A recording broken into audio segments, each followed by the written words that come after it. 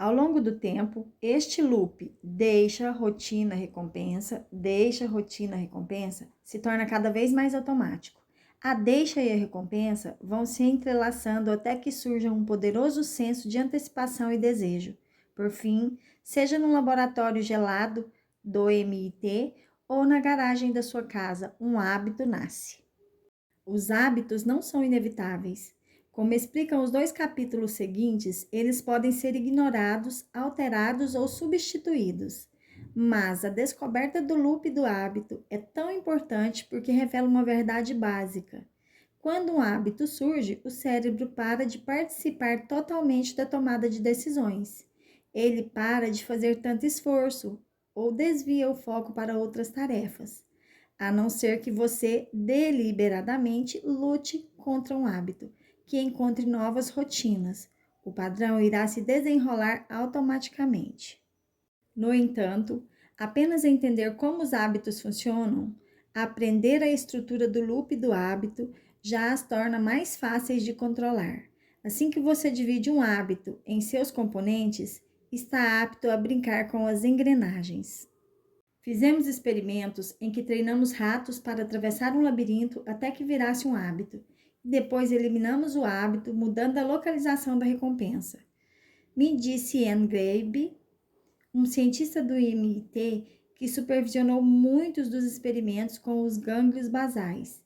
Então, um dia colocamos a recompensa no lugar antigo, soltamos o rato e aí está, o velho hábito ressurge imediatamente. Os hábitos nunca desaparecem de fato. Estão codificados nas estruturas do nosso cérebro. E essa é uma enorme vantagem para nós, pois seria terrível se tivéssemos que reaprender a dirigir depois de cada viagem de férias. O problema é que nosso cérebro não sabe a diferença entre os hábitos ruins e os bons, e por isso, se você tem um hábito ruim, ele está sempre ali à espreita, esperando as deixas e recompensas certas. Isso explica porque é tão difícil criar o hábito de fazer exercícios, por exemplo, ou de mudar nossa alimentação. Uma vez que adquirimos uma rotina de sentar no sofá em vez de sair para correr, ou de fazer um lanchinho sempre que passamos por uma caixa de donuts, esses padrões continuam para sempre dentro das nossas cabeças. Segundo a mesma regra, no entanto, se aprendermos a criar novas rotinas neurológicas que sejam mais poderosas que esses comportamentos, se assumirmos o controle do loop do hábito, podemos forçar essas tendências nocivas e ficar em segundo plano, assim como fez Lisa Allen após sua viagem ao Cairo. Estudos demonstraram que uma vez que alguém cria um novo padrão, sair para correr ou ignorar os donuts se torna tão automático quanto qualquer outro hábito. Sem os loops dos hábitos, nossos cérebros entrariam em pane, sobrecarregados com as minúsculas da vida cotidiana. Pessoas cujos gânglios basais são prejudicados por lesões ou doenças, muitas vezes ficam mentalmente paralisadas. Têm dificuldade de realizar atividades básicas, como abrir uma porta ou decidir o que comer. Perdem a capacidade de ignorar detalhes insignificantes. Um estudo, por exemplo, descobriu que pacientes com lesões nos gânglios basais eram incapazes de reconhecer expressões faciais, inclusive medo e nojo, porque nunca sabiam direito em qual parte do rosto deviam se focar. Sem os gânglios basais, perdemos acesso a centenas de hábitos de que dependemos todos os dias. Você parou hoje de manhã para decidir se amarrava o sapato esquerdo ou direito primeiro? Teve problemas para decidir se devia escovar os dentes antes ou depois de tomar banho? É claro que não. Essas decisões são habituais, não exigem esforço. Contanto que seus gânglios basais estejam intactos e as deixas continuem constantes, os comportamentos acontecerão sem pensar. Se bem que, quando você sai de férias, talvez se vista de maneiras diferentes ou escove os dentes num outro momento da rotina matinal sem perceber. Ao mesmo tempo, no entanto, a dependência do cérebro de rotinas automáticas pode ser perigosa. Muitas vezes, os hábitos são tanto uma maldição quanto um benefício. Pense no caso de Eugênio, por exemplo. Os hábitos lhe deram sua vida de volta depois que ele perdeu a memória, e então levaram tudo embora de novo. Conforme Larry, O especialista em memórias passava cada vez mais tempo com Eugênie. Foi ficando convencido de que seu paciente estava, de algum modo, aprendendo comportamentos novos. Imagens do cérebro de Eugênie mostravam que seus gânglios basais tinham escapado da lesão causada pela encefalite viral.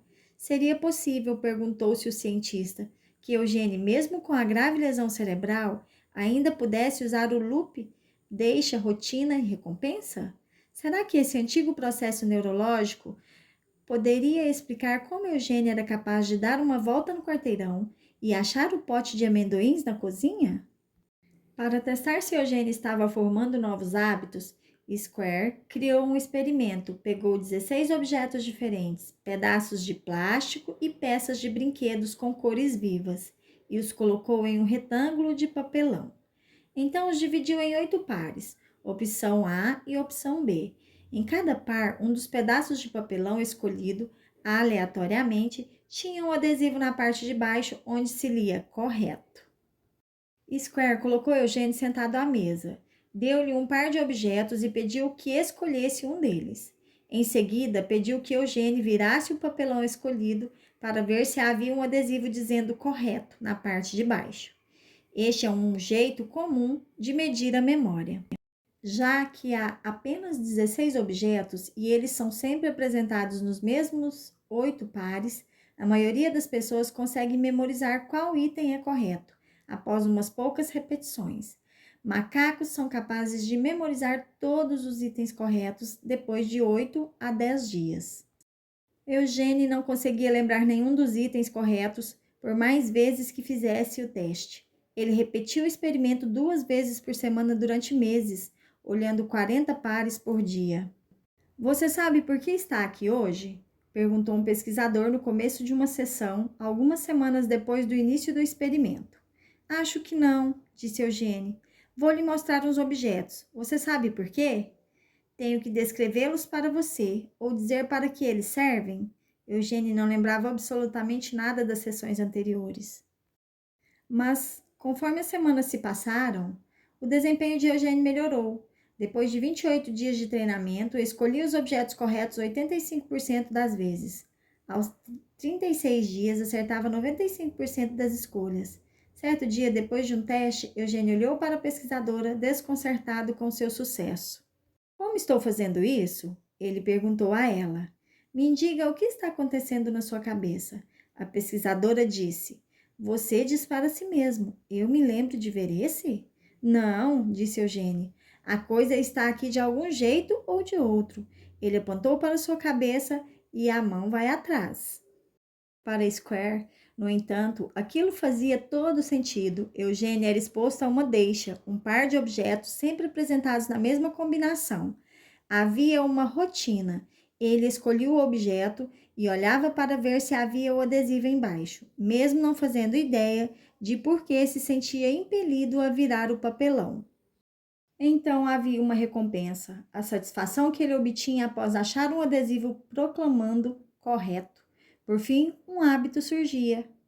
Loop do hábito de Eugênie. Para se certificar de que aquele padrão era realmente um hábito, Square realizou mais um experimento. Pegou todos os 16 itens e os pôs na frente de Eugênie ao mesmo tempo. Pediu que colocasse todos os objetos corretos numa mesma pilha. Eugênie não fazia ideia de por onde começar. Minha nossa, como vou lembrar isso? Ele perguntou. Estendeu a mão para pegar um objeto e começou a virá-lo. A pesquisadora o deteve.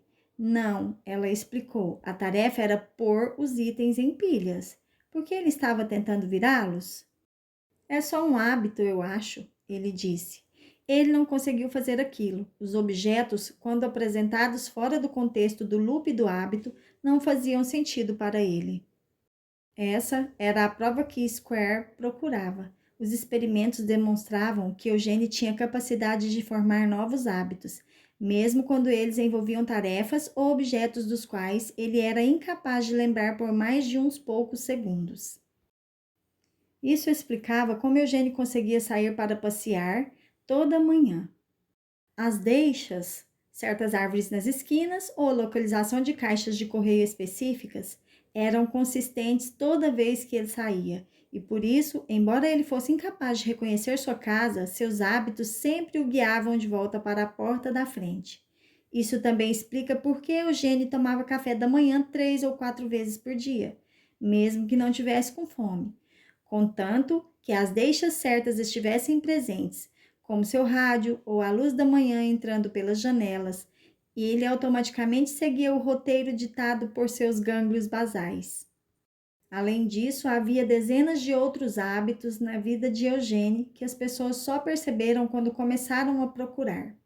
A filha de Eugênio, por exemplo, muitas vezes passava na casa deles para dar um oi. Falava com o pai na sala por um tempo. Depois entrava na cozinha para ficar com a mãe e então ia embora, despedindo-se com um aceno ao sair pela porta. Eugênio, que já tinha esquecido a conversa anterior deles quando ela saía, ficava bravo. Por que ela estava indo embora sem conversar com ele? E depois esquecia porque estava chateado. Porém, o hábito emocional já havia começado e por isso sua raiva persistia, inflamada e além da sua compreensão, até que se consumir por si só. Às vezes, ele batia na mesa ou falava palavrões, e se alguém perguntava por que, ele dizia: "Não sei, mas estou bravo. Beverly me contou." Ele chutava a cadeira ou era ríspido com quem quer que entrasse na sala. Então, poucos minutos depois, ele sorria e falava do tempo.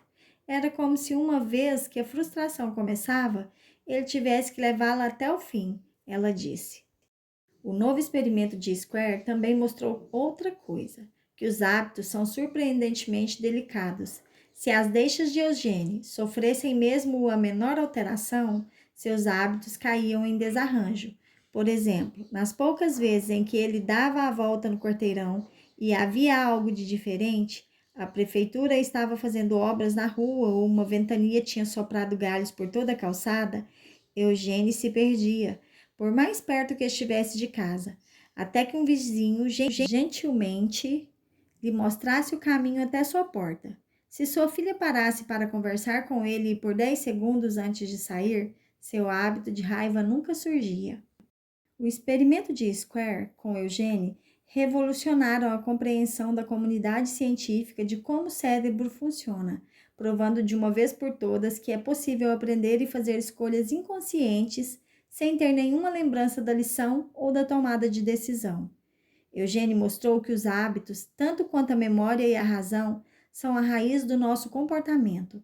Talvez não nos lembremos das experiências que criam nossos hábitos, mas, uma vez que estão alojados dentro dos nossos cérebros, eles influenciam o modo como agimos, muitas vezes sem percebermos. Desde que o primeiro artigo de Square sobre os hábitos de Eugênio foi publicado, a ciência da formação de hábitos se transformou num grande campo de estudo.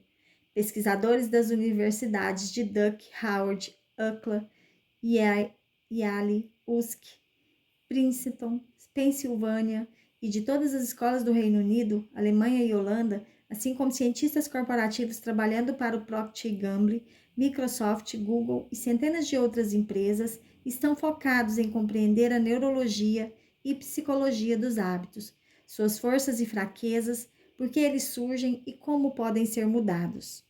Os pesquisadores descobriram que as deixas podem ser quase qualquer coisa, desde um estímulo visual, como um doce ou um comercial de TV, até certo lugar, uma